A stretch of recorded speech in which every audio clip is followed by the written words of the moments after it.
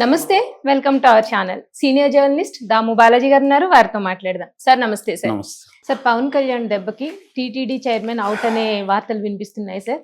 ఆయన బిఆర్ నాయుడు గారు సారీ చెప్పనన్న ఆయన మళ్ళా పవన్ కళ్యాణ్ దీని గురించి చెప్పారు అనే వార్తలు వినిపిస్తున్నాయి. అసలు ఏంటి సార్, ఏం జరిగింది? మనకు తెలుసు తిరుపతిలో స్టాంపీడ్ అంటాం, అదే తొక్కిసలాట జరిగింది. దాదాపు 2500 మంది పద్మావతి పార్క్ అనే ఒక పార్క్లో కూర్చోబెట్టారు వీళ్ళు. సో అక్కడ పక్కన రామనాయుడు స్కూల్ దగ్గర సెంటర్ ఉందన్నమాట, టోకన్ సెంటర్. మొత్తం 9 ఏరియాల్లో 90 సెంటర్ల పైన టోకన్ సెంటర్లు పెట్టారు. అది మామూలుగా 9వ తేదీ 5 గంటల మార్నింగ్ నుంచి వద్దాం అనుకుంటే వీళ్ళు 8వ తేదీ 10 గంటలకే వెళ్ళిపోయారు మార్నింగ్. అప్పటి నుంచి కూర్చోన్నారు వాళ్ళు. సో ఆ రోజు నైట్ 8:00కి సంఘటన జరిగింది. 6 మంది చనిపోయారు, దాదాపు 40 మందికి పైన గాయపడ్డారు. అక్కడ ఆ స్పాట్లో చనిపోయింది 5 మంది. శ్రీనివాసం అని ఇంకొక ప్లేస్లో ఇంకొక మహిళ చనిపోయింది. మొత్తంగా 6 మంది చనిపోయారు. ఈ సంఘటనకు సంబంధించి చంద్రబాబు వెళ్ళారు, ఆయన నివేదిక తెప్పించుకున్నాడు.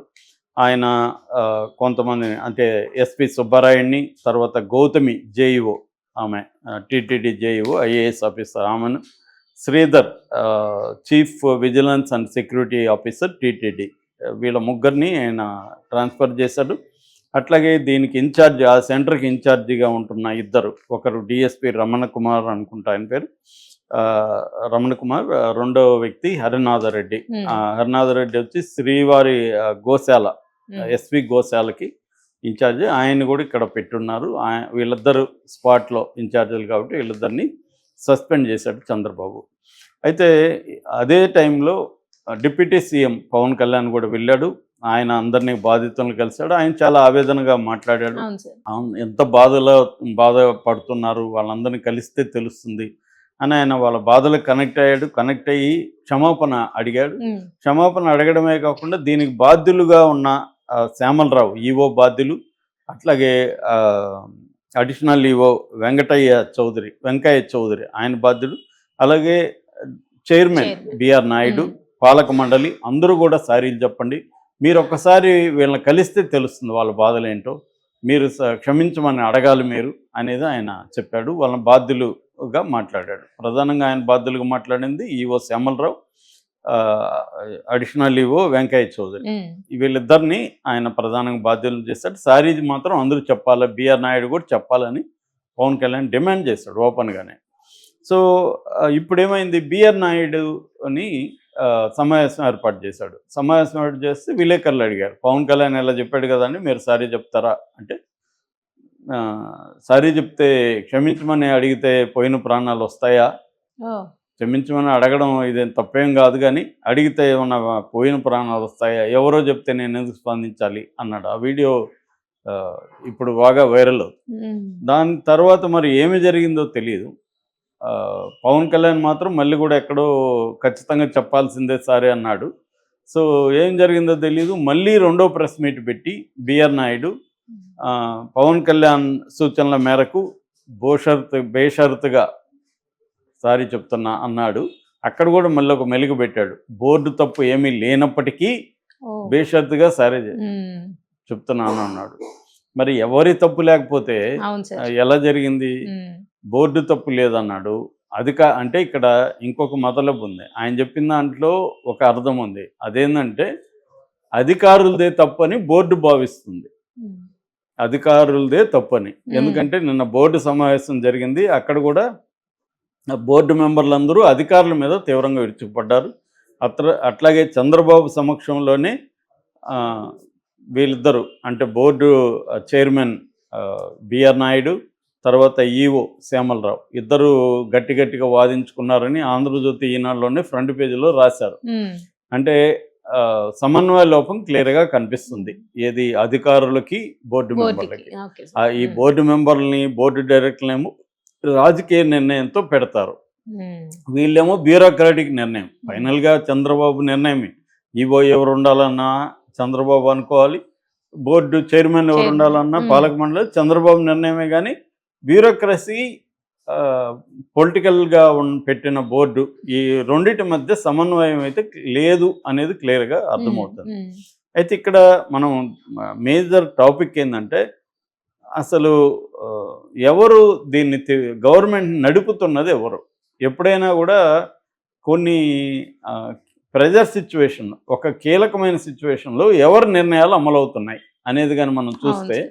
చాలా చోట్ల పవన్ కళ్యాణ్ నిర్ణయాలు అమలవుతున్నాయి. మామూలుగా అయితే day to day government affairs ఏవైతే ఉంటాయో, గవర్నమెంట్ అఫైర్స్ కావచ్చు, అపాయింట్మెంట్స్ కావచ్చు, కీ పోస్టులకి నామినేటెడ్ పోస్టులకి ఎవరిని పెట్టాలి, ఇవన్నీ కూడా లోకేష్ డిసైడ్ చేస్తున్నాడు అనేది మనకు వస్తున్న వార్తలు.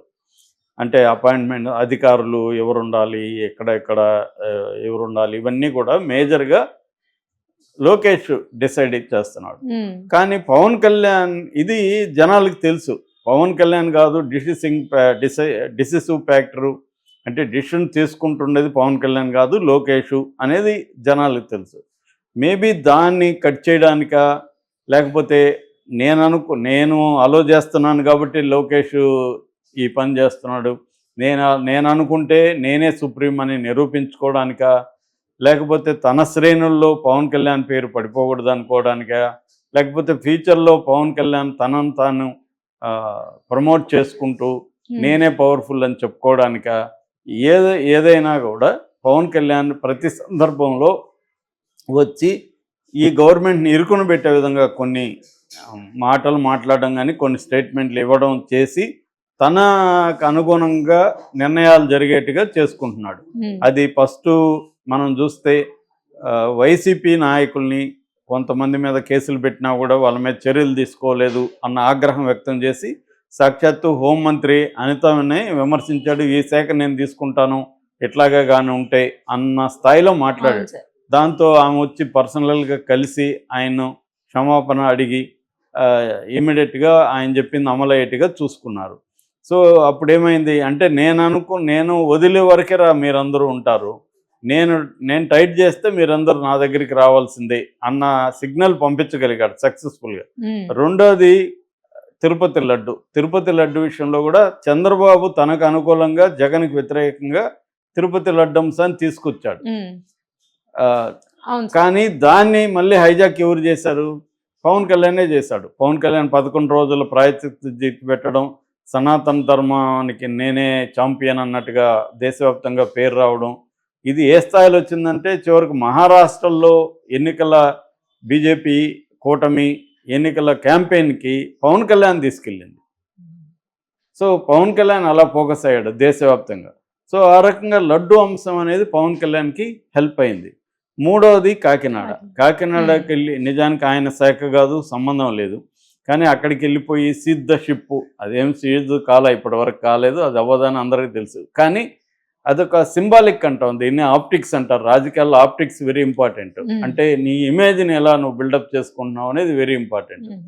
సో ఆ సిచ్యువేషన్లో కూడా పవన్ కళ్యాణ్ తన ఇమేజ్ని, అది ట్రెండ్ అయింది. సీజ్ ద షిప్ అనేది నేషనల్ వైడ్ ట్రెండ్ చేయగలిగారు. అవును సార్. అది ఇప్పుడు ఈ తిరుపతి దీంట్లో కూడా తన మాట చెల్లింది. అంటే బిఆర్ నాయుడు దగ్గర చంద్రబాబు సారీ చెప్పించలేకపోయాడు, పవన్ కళ్యాణ్ చెప్పించగలిగాడు. ఎందుకంటే బిఆర్ నాయుడిని అపాయింట్ చేసింది ఎవరు? లోకేష్. అంటే చంద్రబాబు నాయుడు అపాయింట్ చేసింది, కానీ లోకేష్ పట్టుబట్టి ఆయన్ని చేర్పించాడనేది తెలుసు. అంటే లోకేష్ అపాయింట్ చేసిన చైర్మన్ దగ్గర పవన్ కళ్యాణ్ సారీగా చెప్పించడం అంటే లోకేష్ కంటే చంద్రబాబు కంటే నేను పవర్ఫుల్, నేను వదిలే వరకే వీళ్ళిద్దరు ఉంటారు, నేను దిగితే, అంటే హీరో దిగే వరకేరా మీరు అందరూ ఆడుతుంటారు, వన్స్ హీరో దిగితే అని సినిమా డైలాగులు ఎలాగ ఉంటాయో అలాగే ఉంది ఇది. ఇప్పుడు చూడండి, నిజానికి ఇతనికి ఏమీ సంబంధం లేదు. ఇతను డిప్యూటీ సీఎం అనేది రాజ్యాంగబద్ధ పదవి కాదు, దానికి ఏ రకమైన సపరేట్ హక్కులు లేవు. ఇతను ఒక మంత్రిగా ఉన్న ఏ మంత్రిలో అక్కడికి వెళ్ళి హంగామా చేయలే. కానీ ఈయన ఎందుకు వెళ్ళాడు? ఫస్ట్ ఆఫ్ ఆల్ సరే ఓకే, ఈయన ఒక ఇంపార్టెంట్ లీడర్ కాబట్టి వెళ్ళాడు. వెళ్ళినప్పుడు ఆయన సారీ చెప్పొచ్చు, తప్పులేదు. ఆయన అనుకున్నాడు వేరే వాళ్ళు సారీ చెప్పని, డిప్యూటీ చైర్మన్ చెప్పాలని ఈయనెవరు నిర్దేశించడానికి ఓపెన్గా, అది కూడా ఆయన చెప్పాల్సింది ఎవరికి? ఆయనకి చెప్పాలి, చంద్రబాబు. మామూలుగా చంద్రబాబు ఇట్లాంటి డిజాస్టర్లు కొన్ని వేలు చూశాడు. సో ఆయన ప్రోటోకాల్ ప్రకారం వెళ్ళాడు, నివేదిక తెప్పించుకున్నాడు, ఎవరి సమస్యను అందరితో మీట్ అయ్యాడు, దాంట్లో ఇమీడియట్ చర్యలు ఏం తీసుకున్నాడు, దాని తర్వాత దీని మీద విచారణకు ఆదేశించాడు. విచారణలో ఒకవేళ బిఆర్ నాయుడు తప్పని తేలితే ఆయన తీసేస్తారు బిఆర్ నాయుడు. చంద్రబాబు ఒక మెథడ్ అంటే రెగ్యులర్గా జరిగే మెథడ్ ప్రకారం వెళ్తున్నాడు. ఇతను దాన్ని కూడా హైజాక్ చేసి బిఆర్ నాయుడు దగ్గర సారీ చెప్పించాడు. అంటే బిఆర్ నాయుడు ఫస్ట్ నేను చెప్పను, చెప్పినా వస్తాయా ప్రాణాలు, ఎవరో చెప్తే నేనెందుకు స్పందించాలి అని ఇండైరెక్ట్గా పవన్ కళ్యాణ్ చెప్తే నేనెందుకు స్పందించాలి అన్న వ్యక్తి తర్వాత అన్నీ మింగుకొని పవన్ కళ్యాణ్ గారు సూచనల మేరకు అని అంటే ఇక్కడ డిసైడింగ్ ఫ్యాక్టర్ ఎవరిది, పవన్ కళ్యాణ్ది అనేది ఇప్పుడు బయటకు వస్తుంది అన్నమాట. సో ఇప్పుడు పవన్ కళ్యాణ్ అనుకుంటే బిఆర్ నాయుడు పోస్ట్ కూడా వెనక్కి వెళ్ళిపోవచ్చు అనేది ఇప్పుడు వాదనలు వినిపిస్తున్నాయి. అంటే పైకి లోకేష్ నిర్ణయాలు తీసుకున్నట్టు కనబడిన పవర్ఫుల్ వ్యక్తి కూటమిలో పవన్ కళ్యాణే అన్నది పవన్ కళ్యాణ్ ప్రతి సందర్భంలో ప్రూవ్ చేసుకుంటూ వస్తున్నాడు. Right sir, thank you sir.